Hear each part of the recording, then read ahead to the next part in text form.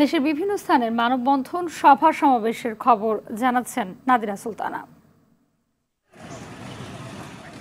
দিনাজপুরের বিরামপুরে mini stadium মাঠ অবৈধ দখলমুক্ত করার দাবিতে স্মারকলিপি দেওয়া হয়েছে। উপজেলা নির্বাহী কর্মকর্তা নুজহাত তাসনিম বরাবর এই স্মারকলিপি দেয় স্থানীয় খেলোয়াড় ও ছাত্র জনতা।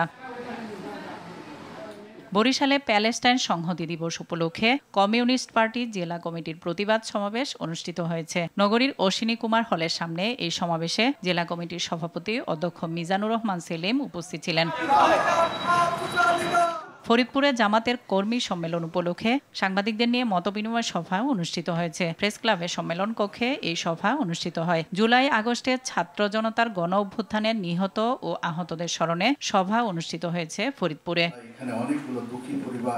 যশোর সদর উপজেলার বসুন্দিয়া সিঙ্গিয়া রেল স্টেশনে ঢাকা খুলনা ট্রেন স্টপেজ ও ফুট ওভার ব্রিজের দাবিতে মানববন্ধন করেছেন শিক্ষক, শিক্ষার্থী ও অভিভাবকরা।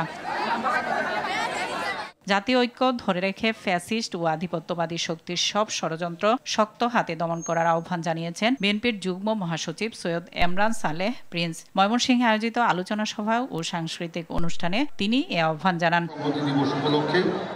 মাদক সন্ত্রাস, চাঁদাবাজদের বিরুদ্ধে আলোচনা ও প্রতিবাদ সমাবেশ করা হয়েছে নারায়ণগঞ্জের রূপগঞ্জে। উপজেলার সরকারি মুরাপাড়া কলেজ শাখা ছাত্রদল এই সমাবেশের আয়োজন করে। পিরোজপুরের ভান্ডারিয়ায় ফ্রি মেডিকেল ক্যাম্প অনুষ্ঠিত হয়েছে। বিএনপি পরিবারের ব্যানারে উপজেলার রিজার্ভ পুকুর পাড়ে এই ক্যাম্পের উদ্বোধন করেন দলের কেন্দ্রীয় নির্বাহী কমিটির পরিবার কল্যাণ বিষয়ক সহ সম্পাদক অধ্যাপক ডাক্তার রফিকুল কবির লাবু।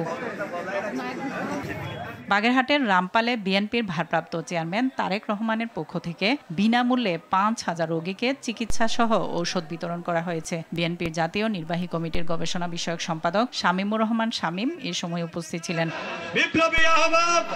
ইসলামী ছাত্র শিবির নোয়াখালী জেলা উত্তরের আয়োজনে মাসব্যাপী আন্তঃ ফুটবল টুর্নামেন্টের ফাইনাল খেলা অনুষ্ঠিত হয়েছে। এ সময় আলোচনা সভা শেষে বিজয়ীদের পুরস্কার বিতরণ করা হয়। নেত্রকোনা সদরের ধুলিগাতি গ্রামে যুব সংগঠনের উদ্যোগে তালের চারা রোপণ উদ্বোধন করা হয়েছে। গ্রামের বিভিন্ন ফাঁকা রাস্তায় ২ শতাধিক চারা রোপণের উদ্বোধন করেন উপজেলা নির্বাহী কর্মকর্তা আসমা বিনতে রফিক। নাদিরা সুলতানা, RTV।